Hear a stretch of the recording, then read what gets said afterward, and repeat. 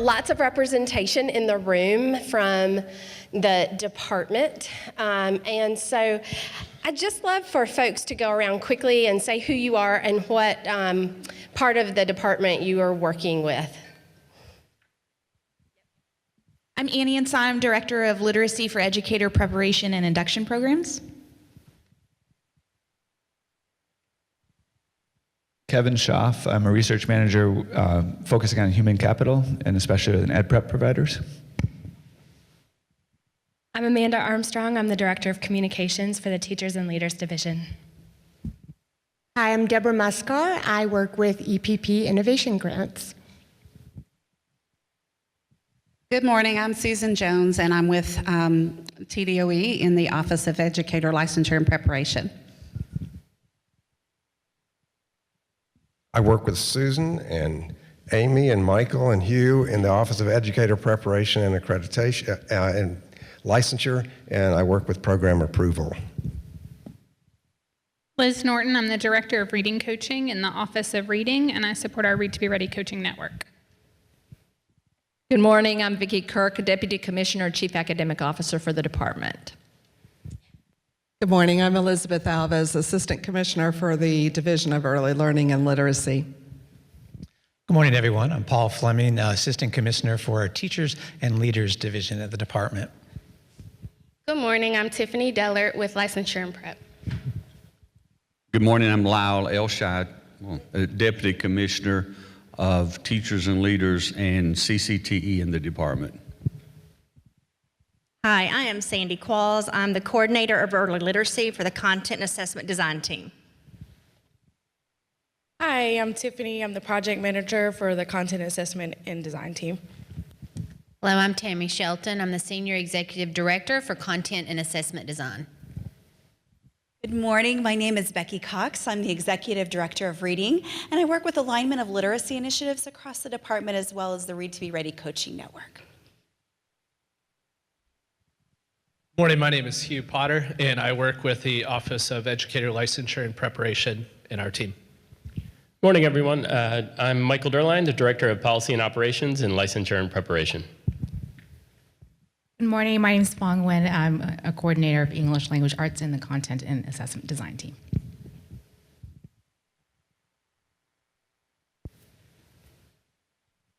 Good morning, I'm Eve Carney. I'm the Executive Director of the Consolidated Planning and Monitoring Division working with districts in K-12. Good morning, I'm Vicki Risco, and I'm consulting with the state, retired from Vanderbilt. Good to see you here this morning. So I wanted to take that moment, as long as it might have felt, to help you understand that the department is thinking about this work across the entire department. This is important to all of the leaders in our building, and what you'll learn and see and collaborate around today is a reflection not just of the Office of Educator Licensure and Preparation, but is really a department-wide initiative. And hopefully you can see up there on that gigantic screen that we have a set of convening objectives. And the first objective is really to support our educator preparation providers in having a better understanding of state initiatives. Again, that's why all of these state folks are here today. But including and specifically focusing with a deep focus on teaching literacy in Tennessee and how that aligns with a lot of the other work that we're doing. In addition to that, we hope that you begin to have the opportunity to think about your own preparation programs and how you train candidates to provide literacy instruction. And what about your programs are already really well aligned with the work that we want to be doing in Tennessee, and where there might be areas for improvement or strength. So we will have some opportunity today for you to work with your teams and just take a look at your own programs and think about that and talk about that, and then hopefully collaborate even some across teams to do that. And then finally, and tomorrow in the afternoon, we will focus on the process that we'll ask all of you to engage in to submit alignments of your programs to these new literacy standards. And we've had some great feedback. We had a fantastic conversation in West Tennessee yesterday about that program approval process, and we're really trying to shift it from being a compliance-oriented just exercise to something that's really purposeful, thoughtful, and of value both to the folks that are engaged in preparing the proposals and for the state in terms of understanding better what our ed prep providers are doing in order to prepare candidates for the classroom. So today we are going to start off right out of the gate with an introduction to teaching literacy in Tennessee, and then we're going to dive deep. And I tell you, I feel like I have gotten an education in the past few days, really thinking deeply about what it means to do strong unit planning. What are the instructional shifts that we're requiring our teachers to make, and what shifts does that mean that we might need to make in educator preparation? So almost all of our day today is really going to be getting deep into that content, and Becky and Liz are going to really lead our discussion related to that. At the end of the day, even though that last block doesn't show it, that 1 to 4:15 time, that'll be, we'll give you a significant amount of time in there to work with your teams to begin to take what you've learned from today and think about how this aligns with your programs. And then tomorrow, we're going to jump right back in bright and early and continue and have more discussion related to unit planning, have some significant time to talk about writing. Writing's one of those things that often sometimes feels like it gets left behind. We want to make sure we have lots of time for attention on that. And then we're going to have some role-alike conversations. We're going to ask those of you who are in leadership positions, a dean or a director or a chair, to come talk together. We're going to ask our elementary and early folks to collaborate across providers and also have a conversation with our special education folks. And our special education, our special populations team will be represented here tomorrow for that conversation as well. And then, as I mentioned, in the afternoon tomorrow, we'll be talking a lot about the proposal review process. We're going to actually look with you at the draft proposal. We've been getting a lot of feedback from providers. This should be something we do together. The state shouldn't or doesn't want to just say, this is the proposal, no questions asked. So we want you to look at the proposal, give us feedback on it, making sure that it's something high quality, high value. So we'll do some of that tomorrow afternoon. And then we'll finish the day, and it'll feel like you've been here a week, I promise. We'll finish the day tomorrow with a conversation about a new network in our state. Some of you might have already heard about it. We're going to have an educator preparation literacy network, and every provider will have one representative on that network. So we're going to begin to talk about the purpose of that network and what that network should tackle, because we're going to hopefully convene that in January. So that's our agenda for the next 2 days. Lots of meaty stuff. We encourage you to take notes, ask lots of questions. We have a parking lot because we want to make sure we stay focused on our day, but we don't want to lose the questions that you might have. So anytime you have a question that you think maybe is off topic but should be addressed, if you'll put it on a sticky note and let one of our state folks know, we'll put it in the parking lot, and then as time allows, we'll address those. We also have a parking lot for our literacy network, and want to gather ideas for what that network can do across the 2 days. The commissioner could not be with us here today, but as many of you know, given her background, both literacy and preparation are incredibly important to her, and so she did want you to hear directly from her. So we have a brief video. Hello. I'm excited to welcome you to this convening to support our collective efforts to ensure that all Tennessee students have opportunities to receive effective literacy instruction. As you are aware, supporting high-quality literacy instruction is a key priority in Tennessee. National research shows that children who are not reading proficiently by 3rd grade are 4 times less likely to graduate from high school by age 19. In Tennessee, we also know that students who are not reading on grade level by the end of 3rd grade have a more challenging time catching up. In fact, less than 3% of students scoring on the lowest proficiency level in grade 3 reading achieve proficiency by the end of grade 5. Today, slightly more than a third of all students in grades 3 through 8 are proficient or above in reading on the new TN Ready assessment. To begin to address this challenge, we launched the Read to Be Ready partnership with Governor Bill Haslam and First Lady Chrissy Haslam in early 2016. Read to Be Ready sets a statewide vision and understanding of high-quality literacy instruction. It also supports district efforts to improve literacy instruction through a network of state-supported literacy coaches who participate in rigorous training opportunities that prepare them to assist teachers in delivering excellent literacy instruction for all students. In addition, we've set an ambitious goal of having 75% of students reading at or above grade level by 3rd grade. Addressing this challenge requires a focused collective effort among all of our stakeholders, including state leaders, district administrators, teachers, and you.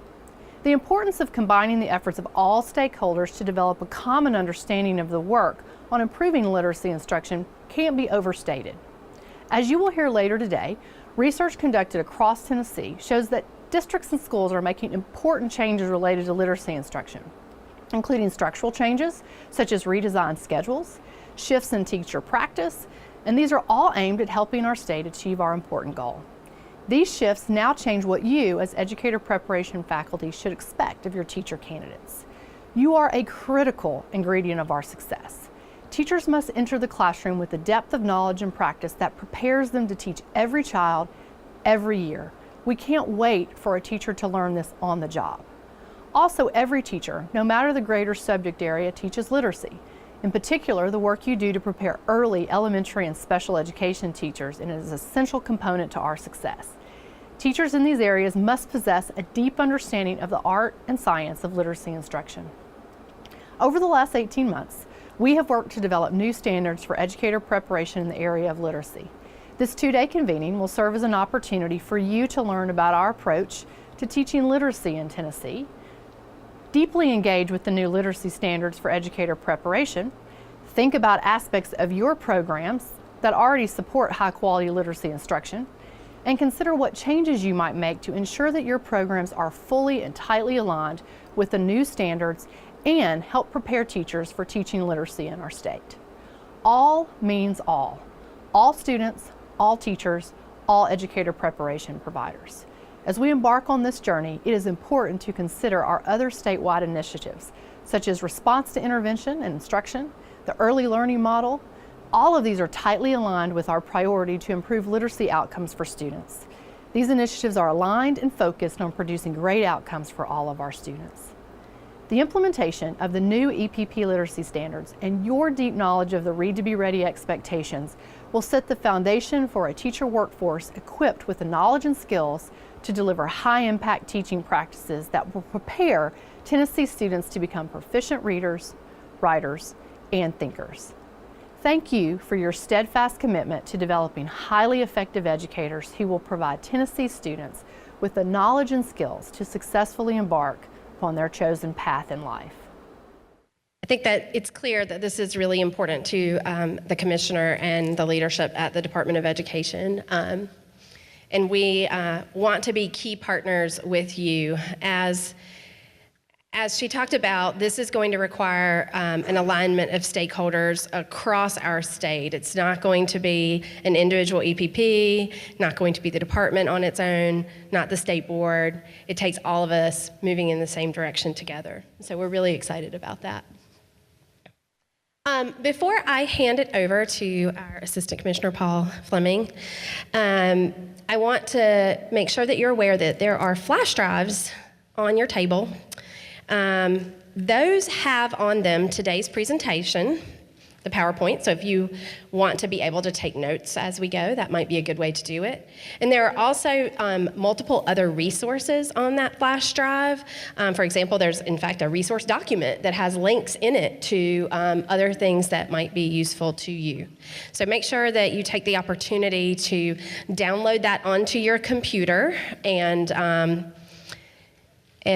use those as they're helpful today. And then finally, the last thing I want to make sure I make note of is to thank MTSU for hosting us here today. Thank you very much, MTSU. And THEC also supported these convenings, so we want to take a moment to appreciate them and their engagement in this work. With that, I'll turn it over to Paul. Great. Well, thank you, Amy, and good morning. And I really want to echo what Amy and the commissioner have said about the importance of having all of you here and how excited we are to have all of you here to do this, to really try to hit this coherent approach to teaching literacy. And we know how vital this is for our 40 teacher preparation programs in Tennessee.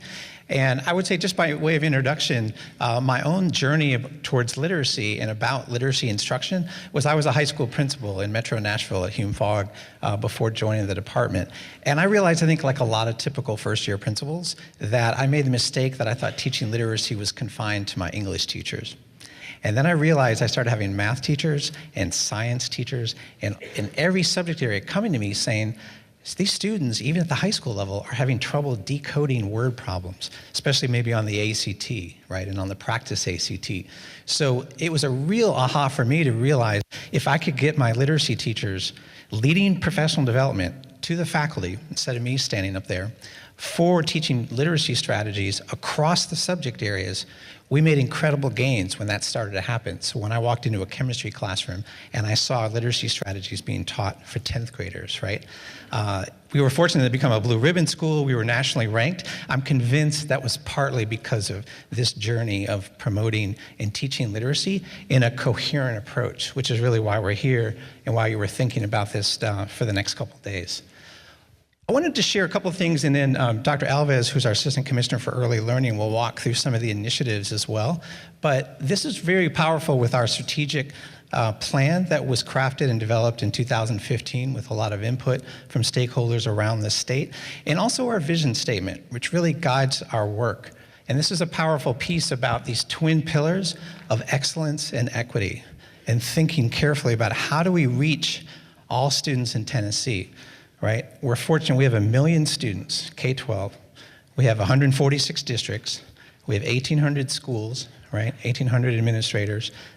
So this is our challenge of how we create these opportunities for excellence and equity so that every single student has their opportunities for post-secondary, right? But we also realized once we crafted this, that this meant we needed to reach every teacher. If teachers have the biggest impact on student achievement, right, the single biggest determinant, and leaders are the second biggest impact, have the second biggest impact. We need to reach all teachers, all leaders, and then all of you and who you represent for all EPPs if we're ever going to accomplish this. And so that's our challenge, and that's really our kind of our guiding vision around these twin pillars of equity and excellence. We've kind of put a stake in the ground around these 4 big goals from the department, and if you look at those, these are pretty powerful if you think about especially this first one, right, of being in the top half on national assessments. If those of you remember in 2007, we were ranked 46th in the country, but this idea that we have made incredible progress in the last 10 years. We're the fastest improving state in the nation since 2013. When you asked both former Governor Bredesen and Governor Haslam how this has occurred, right, they would say there were many pieces around being cohesive in the approach, but one was around raising academic standards, the rigor of academic standards, which is what you're going to be hearing about today on the K-12 side, and also asking you to think about your EPP literacy standards and the power, because that's not an accident that we are now in the top half of all states because of raising the bar with expectations and standards for K-12 and rolling out evaluation for all teachers to have a common language for improvement and support. So those 2 pieces, we need you to be really thinking about in your own programs, how are you going to be aligning to these EPP literacy standards, knowing that we've asked districts to do a lot of work, certainly over the last 10 years, if that makes sense. That connects to the second goal, right? We know that teaching literacy is an equity issue, right? We have right now 33% of our 3rd graders reading on grade level across the state. There's our goal. We also know that if students are not reading at grade level on 3rd grade, they're much more likely to drop out of high school. So this is what we mean about the equity issue and the importance that you play in developing teachers to help students, especially for this 3rd grade benchmark, right? And the power that happens, that can happen. These bottom two, I think, are pretty tightly connected, right? We know now that graduation is no longer the goal line, right? We do have one of the highest graduation rates in the country, which is great as a state, but we also now, the goal line has moved to post-secondary.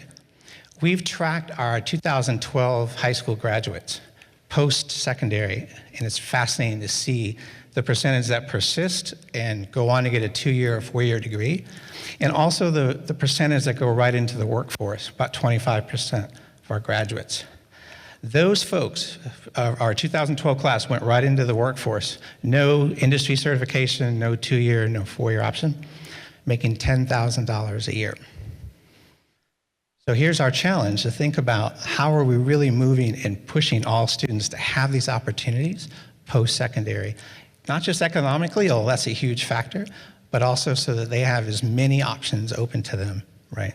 And this is where we're hitting. We're also proud that we now have, we reached 21 as a benchmark on ACT as a state for the first time. So we have that as well. So that's where we really hone in, and this is where the next 2 days, you're gonna be thinking carefully about what does that look like to prepare teachers, to prepare students to be on grade level or beyond by 3rd grade, given where we are, right, in that piece. Finally, before I pass it over to Elizabeth, just wanted to show our 5 priorities that are guiding our work in the department. And you can see the 2 that are pretty connected for your work, right? Early foundations in literacy and the importance of your preparation for the candidates to be aligned now to the expectations that we're setting forth, and we've raised those through the K-12 academic standards. And then in educator support, right? Knowing what does that really look like, as Amy mentioned at the beginning, to think about your program, think carefully about where it is aligned, and the opportunities over the next couple of days to engage in conversation about areas where you may need to tweak that based on the EPP literacy standards, right, and the importance. But these are the 2 in particular out of the 5 that we wanted to highlight for the next 2 days. Also, though, knowing we have the high school and bridge to post-secondary, right, as we mentioned, the importance of providing post-secondary opportunities for all, reaching all students with supports of our 1 million students, and then how do we as a state empower districts to really move the needle and help and reach all students as well. So I know it's a quick overview, but wanted to make sure that you're kind of grounded in where we've been in the last 10 years as a department. And with that, I'm going to turn to Elizabeth on some of our really powerful early learning initiatives. So good morning, everyone. I think Paul did a great job of sort of setting the context of where we are and where we're going. And when we look at this slide and we reflect on this ambitious goal of having 75% of our 3rd graders reading proficiently by 2025, and we consider where we are today with our newly aligned TN Ready assessments, and you're going to hear a lot about what we're learning about student performance on those new assessments. We have quite a ways to go, with only 1/3 of our kids at this point in time meeting that mark. So there's a lot of work that needs to be done, and we believe that it is through collaboration, both within the department and with you all and our districts and schools, that we will really be able to move this needle. So this slide sort of highlights our philosophy around our work.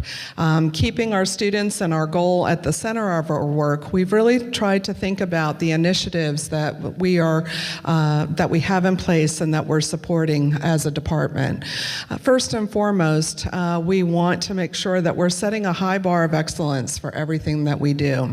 We have very rigorous Tennessee academic standards that identify what students should know and be able to do at each grade level, and we are being very intentional in terms of how we support, develop capacity, and build expertise, and we see you as key partners in that work.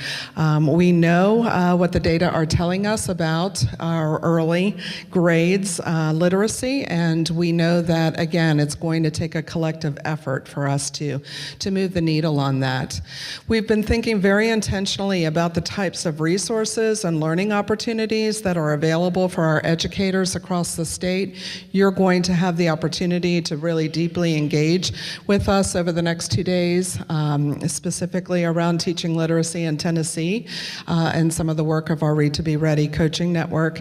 And we want to really be sure that we are very intentional about cultivating that growth mindset, that belief that this is continuous improvement work.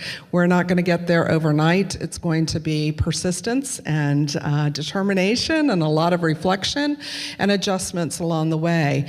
And so we want to make sure that our candidates that are entering our schools come to us with that mindset and intentionality. This slide may be a little difficult to read, but I do want to share with you, we have tried to really connect the dots for folks. There is a lot of work happening in the early grades, and so we developed this framework as a way to kind of show what's happening and in relation to one another. So we have many initiatives, and you'll see we've also highlighted or mapped these across the birth to grade 3 continuum. The work in the early learning and literacy division is really spanning that 0 to age 8 age group. You'll see that we don't have a whole lot going on right now in the birth to 3. We do have supports for students that are identified with disabilities. We have our Head Start programs. We have a lot of private and public child care centers, but nothing that schools in Tennessee are specifically providing in that birth to age 3. We do have a new initiative that's a complementary initiative to our Read to Be Ready. It's our Early Literacy Matters initiative, and it's a partnership with the Department of Human Services to provide books and materials, professional development, and coaching support to our non-school-based childcare providers across the state. So we're really excited about putting a toe in the water in that age group. We have a lot of work that's transpiring in our pre-K. We are significantly revamping how we deliver services to students, the emphasis on quality improvements, and all of the work that's occurring in that space is really driving towards more consistent, high-quality pre-K opportunities for students in Tennessee. And then you'll see a plethora of work that's happening in the K-3 span. And a lot of this is related, again, to those 4 principles. So when we think about setting a high bar of excellence, you'll see that our response to instruction and intervention initiative, our Tennessee academic standards, and our differentiation materials, all are speaking about ensuring that we have high-quality Tier 1 instruction in every K-3 classroom. Our Read to Be Ready coaching network, our Teaching Literacy in Tennessee, our Tennessee Early Literacy Network. There are a number of initiatives that are specifically designed to support teachers and leaders in developing capacity and expertise. And that's being supported by a whole host of resources, many of those that you'll learn and hear more about today. We have a number of pilots that are underway across the state that are anchored in our unit design framework that we'll be talking about today and tomorrow. And we have a number of online resources that are in development to support teachers and leaders in the field as they engage in this important work. For many years now, we have offered summer learning opportunities around the standards rollout, and we also have been providing training for our early grades educators around the early learning model. That includes our new kindergarten entry inventory and the pre-K and kindergarten student growth portfolios that all of our teachers in those grades are expected to develop. We are also trying to be very intentional when we think about continuous improvement and how our current evaluation system, the team model, really supports that opportunity for quality feedback and professional growth opportunities. And again, you'll hear quite a bit as we go throughout the day today about the results of our new assessments, our TN Ready and our optional second grade assessment. So you'll see elements of all of these pieces over the next 2 days, and I think it's important for all of you, for our educators across the state, to really understand how these pieces fit together, why they are in place as part of a coherent system driving towards the same end goal. This handout is actually in your packet, and it was developed to sort of articulate our belief. I was sharing with the group 2 days ago. A number of us had the opportunity to attend the Carnegie Institute on Improvement Science last year, and one of the quotes or one of the statements that was made there really has stuck with me. The presenter said that systems are perfectly designed to give us the outcomes that we get. And I loved that statement because I think it really does speak to how our work, what we invest in, how we work together, how the system is designed really influences the outcomes. So we have developed a framework, a coherent system that we believe will help us meet our ambitious goals. So you'll notice on the one side, the blue side of educator preparation, we've really thoughtfully talked with many, many stakeholders, both within the department and out, in terms of what are the core competencies that our pre-service teachers need to develop. And those are around the ability to observe and assess students and make appropriate instructional decisions based on that observation. They need to come to their classroom with strong, deep pedagogical content knowledge. They need to understand how to teach reading deeply, as well as knowledge about child development and what that means in the early grades. And they need to be able to provide access to core instruction for all the learners.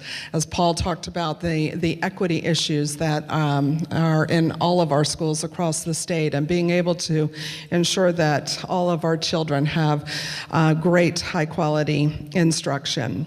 And then when our candidates enter the public school, their classroom, we know that there is important work that needs to occur there as well. And we're really trying to be thoughtful. Paul's team is working on, ensuring that there are high-quality mentoring and induction programs in place in our schools to help smooth that transition. So when our teachers hear about Read to Be Ready, or RTI Squared, or the early learning model, or any of those initiatives from the previous slide, they have the support and they have the knowledge base to implement those expectations in the classroom.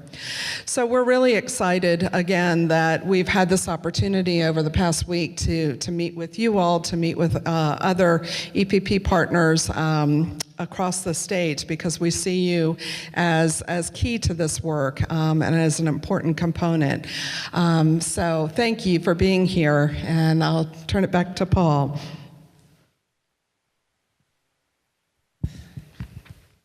Yeah, thanks, Elizabeth. And just a quick word here about norms, and then we're going to turn it over to Tammy Shelton and her team about the K-12 academic standards.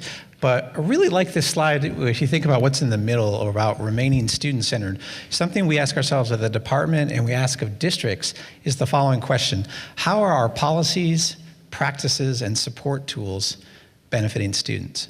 And I think this has a dual meaning, because certainly for all of you, it's I would ask yourself, how are your policies, practices, programs, and support tools benefiting candidates and preparing candidates? Right? So this dual meaning about remaining student-centered and student-focused, I think will be really important over the next couple days, and we know that that is what's in your heart and that is your focus, but I think is a powerful reminder. Also, as Amy mentioned, we do have the parking lot, and we want to make sure this is an opportunity for a lot of active engagement, both with questions, but also opportunities, as you'll find out, you'll have some role-like discussions as we go through the 2 days, because we know that this isn't always happening where you're able to come together and collaborate, and that power of collaboration. Speaking of collaboration, I think this is another key piece and something we see. I'm particularly passionate about helping districts think about building ways for collaboration and teacher leadership. Because consider the following: over half of all teachers have never seen a colleague teach, right? So this piece of collaboration. We know that retention for teachers, why they stay in schools, it's not pay. Pay is important, but it's not number one. Perception of principal is number one, related to retention, and opportunities to get peer feedback and collaboration. So the question is, how often in your programs is this on the radar for helping and model collaboration, both modeling collaboration between your departments and your programs, but also putting that into the DNA of candidates so that they see and value the power of collaboration and peer feedback, knowing what we see often in the schools where teaching has often been privatized. And we all know that for you, the power of deprivatizing instructional practices is key for student achievement, but also for teacher growth, right? And I think that's a key piece to think about. The other thing that's particularly hard to hear sometimes is teachers report their biggest resource for curriculum resources, Pinterest, right? And that's understandable because it's sortable, it's public, it's shareable, but the quality and the curation is not necessarily there. So this goes back to this idea of how to help candidates collaborate thoughtfully, how to help them create. And as you're going to learn about how the instructional practices need to be standards aligned, right? And that key is really, really important with that. And so I think that's our final piece on the norms is all of you know, we value this partnership greatly with all of you. And to think over the next 2 days, we would put this as a challenge. These are rigorous change in EPP literacy standards. And just like we've asked K-12 over the last 5 years to raise the bar, we're going to ask you to think and engage in perhaps sometimes even some difficult conversations about how well aligned is your program. And as Amy mentioned, there are probably pieces that are very, very well aligned, but it's also important over the next 2 days to thinking about that alignment now to these revised EPP literacy standards in that piece. So with that, I'm going to turn it over to Tammy Shelton and the opportunity now to have an overview on the K-12 side of what we're seeing related to the academic standards.